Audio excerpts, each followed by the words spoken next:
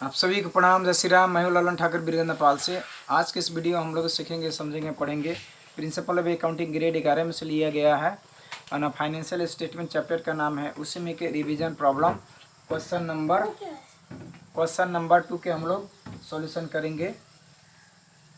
तो सॉल्यूशन करने से पहले हम लोग क्वेश्चन को पढ़ कर समझ लेते हैं, उसके बाद सॉल्यूशन करने का प्रयास करेंगे। जो उसमें नोट्स जो बनाना पड़ता है उसको समझ लेते हैं, उसके बाद सॉल्यूशन करेंगे। ठीक है, तो ये बुक में देख सकते हैं ये प्रिंसिपल ऑफ अकाउंटिंग ग्रेड 11 है, इसी में से लिया गया है।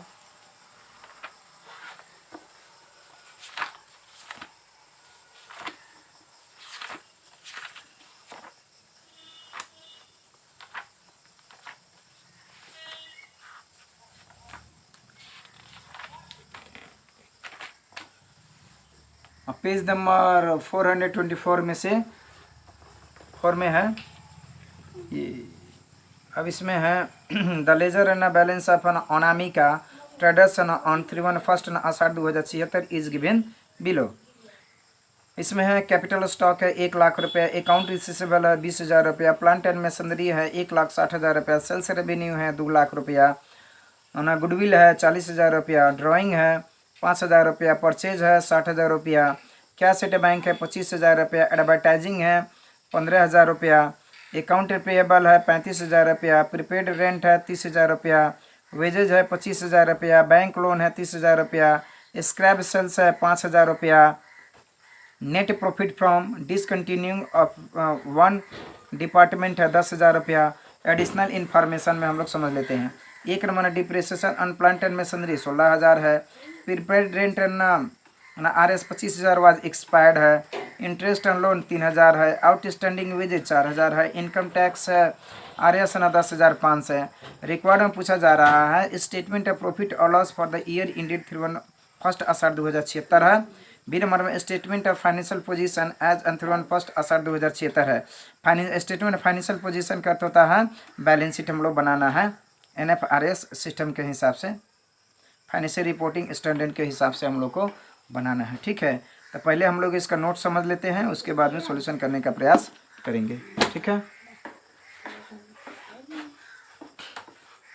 अब यहाँ नोट हम लोग समझते हैं।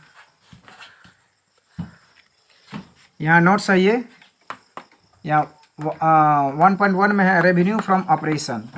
यहाँ सेल्स रेवेन्यू है 2 लाख रुपया, स्क्रैप सेल्स है 5,000 था, 2,05,000 रुपया हो गया, टोटल में 2,05,000 रुपया हो गया।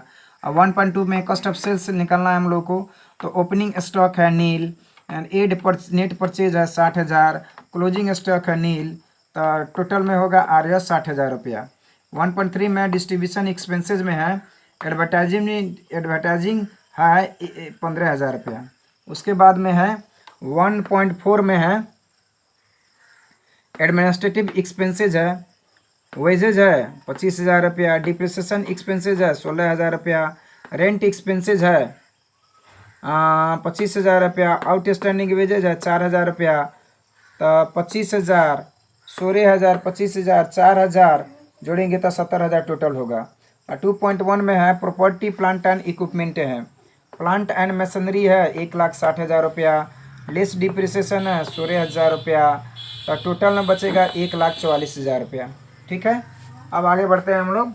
यहाँ 2.2 में है ट्रेड एंड अदर रिसीवेबल है, अकाउंट रिसीवेबल है 20,000 रुपया। 2.3 में अदर करेंट असिस्ट है, अनएक्सपायर्ड है, प्रीपेड रेंट है 5,000 रुपया। 2.4 में है कैपिटल में है, कैपिटल है RS 1 लाख रुपया, नेट इनकम है 56,500, लेस ड्राइंग है 5,000 रुपया, तो टोटल होगा 1,51,500। उसके बाद में होगा 2.5 में ट्रेड एंड अदर पेएबल है, अकाउंट पेएबल है 35,000 रुपया, इंटरेस्ट पेएबल है 3,000 रुपया, आउटस्टैंडिंग वेजेज है 4,000 रुपया। अब 35,000 3,000 4,000 हम लोग जोड़ेंगे तो 42,000 रुपया होगा। अब आते हैं, ये हम लोग नोट्स पढ़ने के बाद में अब यहाँ आते हैं यहाँ सॉल्यूशन। अब यहाँ रिवीजन प्रॉब्लम क्वेश्चन नंबर 2 का सॉल्यूशन है। ए नंबर में है Anamika traders statement of profit loss for the year ended 31 Ashadh 2076 है।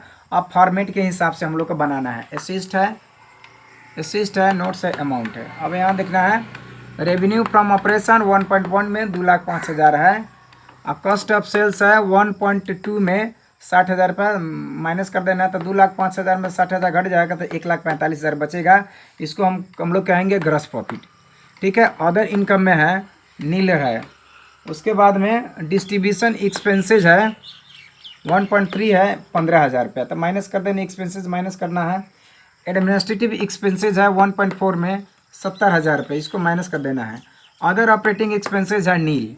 अब देखिए 1,45,000 15,000 और 70,000 रुपये, 1,45,000 में 15,000 17,000 घटाना है तो 60,000 बचेगा।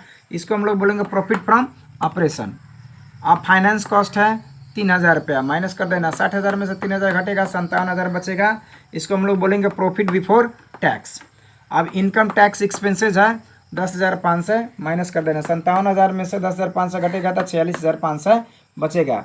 इसको बोलेंगे प्रॉफिट फ्रॉम कंटिन्यू ऑपरेशन। अब profit loss on discontinued operation net of tax है 10,000 रुपया। अब 46,500 या 10,000 जोड़िए तो 56,500 हो जाएगा। इसको हम लोग कहेंगे net income for the year, net income attributable to owners 56,500। ठीक है, ये नेट प्रॉफिट हो गया। अब आते हैं बी नंबर में, question B number, Anamika traders statement of financial position as on 31 Ashadh 2076 है। एसिस्ट है, नोट्स है, अमाउंट है। अब इसमें पहले लिखेंगे non current assist. Property plant and equipment 2.1 में है 1,44,000 रुपया। इनटेंजिबल एसिस्ट है 40,000 रुपये, तो 1,44,000 40,000 जोड़ेंगे तो 1,84,000 रुपये हो जाएगा। इसको हम लोग बोलेंगे टोटल नॉन करेंट एसिस्ट। अब आते हैं करेंट एसिस्ट में। ट्रेड एंड अदर रिसीवेबल है 2.2 में है 20,000 रुपया। कैश एंड कैश इक्विवेलेंट है 25,000 रुपया। अब होगा other current assist prepaid rent है 2.3 में 5,000 रुपया, तो 20,000 25,000 5,000 जोड़ेंगे तो 50,000 रुपया होगा। अब यहाँ आते हैं टोटल करेंट एसिस्ट। अब टोटल एसिस्ट इक्वल टू होगा 1,84,000 और 50,000 2,34,000 रुपया हो जाएगा। अब आते हैं लाइबिलिटीज़ एंड इक्विटीज़ में। तो इक्विटी हो गया है, कैपिटल में हम लोग लिखेंगे 2.4 में 1,51,500। अब टोटल इक्विटी हो गया 1,51,500। अब आते हैं हम लोग नॉन करेंट लाइबिलिटीज़ में। लोन एंड बोरिंग है 30,000 रुपया, तो टोटल नॉन करेंट लाइबिलिटीज़ होगा 30,000 रुपया। अब आते हैं हम लोग करेंट लाइबिलिटीज़ में। ट्रेड एंड अदर लाइबिलिटीज़ है 2.5 में 42,000 रुपया।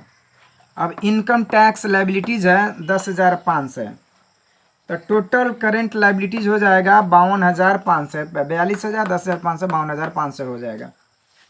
अब total equities and liabilities 1,51,500 plus 30,000 plus 52,500 जोड़ के करेंगे तो 2,34,000 हो जाएगा। यानी कि ना टोटल एसिस्ट 2,34,000 है यहाँ, टोटल एसिस्ट ना 2,34,000 है, और यहाँ ना टोटल इक्विटीज़ एंड लाइबिलिटीज़ 2,34,000 है। इसका अर्थ होता है कि बैलेंस शीट के एसिड साइड और लाइबिलिटी साइड दोनों बराबर है। इसका अर्थ होता है कि हम लोग का बनाया हुआ हिसाब सब सही है। अब यहाँ है, यहाँ नेट इनकम 56,500 हो गया। टोटल बैलेंस शीट अमाउंट 2,34,000, ये आंसर हो गया। इस तरीक़ा से इस वीडियो में इतना ही। फिर मिलेंगे दूसरे वीडियो में, तब तक के लिए पढ़ते रहिए, खुश रहिए।